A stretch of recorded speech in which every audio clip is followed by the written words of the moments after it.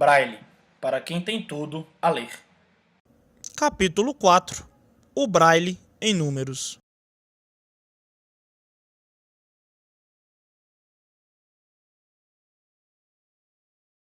Tudo que a gente publica em Braille triplica de tamanho. Com a letra ampliada, ele quadruplica. Então eu tenho, toda vez que eu vou fazer um material, eu vou fazer essa produção, eu tenho que ter em mente isso. Que aquele conteúdo ele vai aumentar. Esse atlas aqui, por exemplo, em tinta, ele deve ter no máximo umas 200 páginas. Em Braille ele gerou 8 volumes.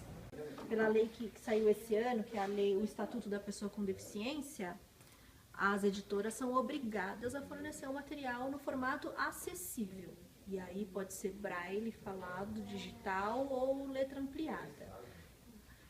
Porque isso, a pessoa com deficiência visual é uma pessoa, é uma cidadã, ela também tem a questão dos direitos de consumidor, então a editora ela tem que fornecer o material no formato acessível. O que a gente tem orientado as pessoas chegou numa livraria, não tem o material, entre em contato com o Procon. É um sonho da fundação que a pessoa chegue lá na livraria e tenha todos os formatos e que a pessoa possa escolher o formato. Porque a pessoa com deficiência visual hoje, ela é completamente autônoma. Ela tem um trabalho, ela tem um salário, né? Ela poderia pagar por aquele material, ela não precisa receber o material de graça.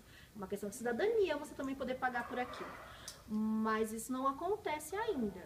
Até ano passado, as editoras não eram obrigadas a fornecer um material no formato acessível. Então, o que acontecia? As pessoas com deficiência visual dependiam de instituições como a fundação para produzir o material para ela.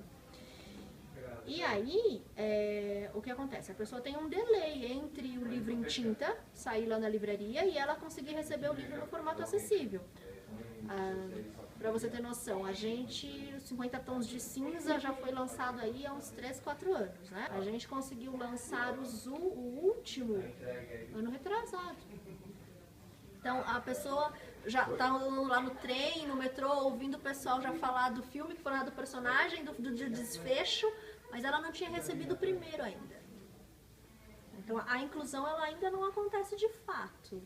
Cada pessoa é um caso, assim, e não é nem por uma questão de não aceitação. A grande maioria até busca aprender o Braille. O mais difícil do Braille não é a questão de você decorar os pontos. Isso é fácil. Assim como a gente decora o alfabeto, a numeração, a pontuação, decorar os pontos é fácil. O problema é desenvolver o tato. Então, às vezes, não é nem que a pessoa não aceita o Braille. É a dificuldade em você ler. A gente conhece muitas pessoas aqui que sabem escrever, têm autonomia na escrita, mas na hora de ler tem uma maior dificuldade. Todos os formatos sempre se complementam. A diferença de um material para o outro é o uso, né? Que material que você está transcrevendo. E, por exemplo, o Braille, ele dá autonomia na produção, né? Essa é a vantagem do Braille em relação aos outros formatos. Você tem total autonomia para produzir o seu material. Não que os sintetizadores de voz não dê, mas não é todo mundo que tem a mobilidade de levar um computador, um notebook. Normalmente, quando a pessoa pede para produzir o material, para a pessoa com deficiência visual não tem custo nenhum. Porque como esse material ele é patrocinado, né, vai por doação para a pessoa. Ele não é da editora da fundação, então a gente não paga pelos direitos autorais, consequentemente a gente não tem o direito de cobrar por aquele material. Então, para a pessoa física não tem custo, né? Não é por uma questão de custo que ela vai optar por um formato ou outro. Ela vai optar pelos formatos de acordo com a facilidade em conseguir eles. Também, por exemplo, pela quantidade de páginas, então vai ficar gigantesco, talvez no falado fique mais fácil. Mas tem gente que faz ao contrário, por exemplo, eu só leio Braille, eu não gosto do livro falado. A gente fez uma pesquisa há uns anos atrás com as bibliotecas que a gente atende, e os livros mais utilizados são os livros em Braille. Mas aí você tem que estudar também quem é o público que frequenta a biblioteca. Normalmente é um público mais velho, o público mais novo já prefere o digital, então depende de que público você está estudando. Por isso que enquanto editora, eu tenho que produzir em todos os formatos para atender todos esses públicos.